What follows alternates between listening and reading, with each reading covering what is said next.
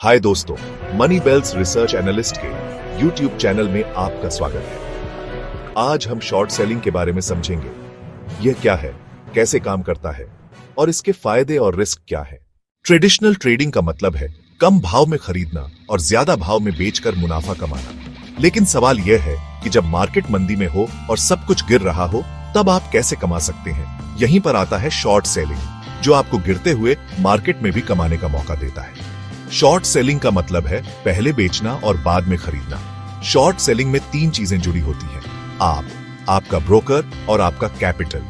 जब आपको लगता है कि कोई स्टॉक नीचे जाएगा, तो आप ब्रोकर से उधार लेकर उस स्टॉक को बेच देते हैं। बाद में जब प्राइस गिर जाता है, तो आप उसे कम रेट पर खरीदकर वापस कर देते हैं। यही आपका प्रॉफिट होता है। मान लीजिए आपके पास 1 लाख रुपए की पूंजी है। आपने किसी स्टॉक को 100 रुपए के भाव पर शॉर्ट किया और उसके 100 शेयर बेच दिए। बाद में उस शेयर का मूल्य घटकर 50 रुपए रह गया। तब आप वही शेयर 50 रुपए प्रति शेयर के भाव से खरीदकर वापस कर देते हैं। इस प्रकार प्रत्येक शेयर पर 50 रुपए का लाभ होता है, यानी कुल मिलाकर 5000 रुपए का मुनाफा। लेकिन ध्यान रहे, अगर वही स्टॉक 100 रुपए से बढ़कर 500 रुपए चला गया, तो आपको नुकसान उठाना पड़ेगा, क्योंकि आपने 100 रुपए पर शॉर्ट किया था और अब आपको 500 रुपए पर खरीदकर वापस करना पड़ेगा। यानी हर शेयर पर 400 रुपए का घाटा और 100 शेयर पर कुल 40,000 रुपए का नुकसान। तो आपको भारी नुकसान हो सकता है। मतलब आपकी हानि की कोई लिमिट नहीं है।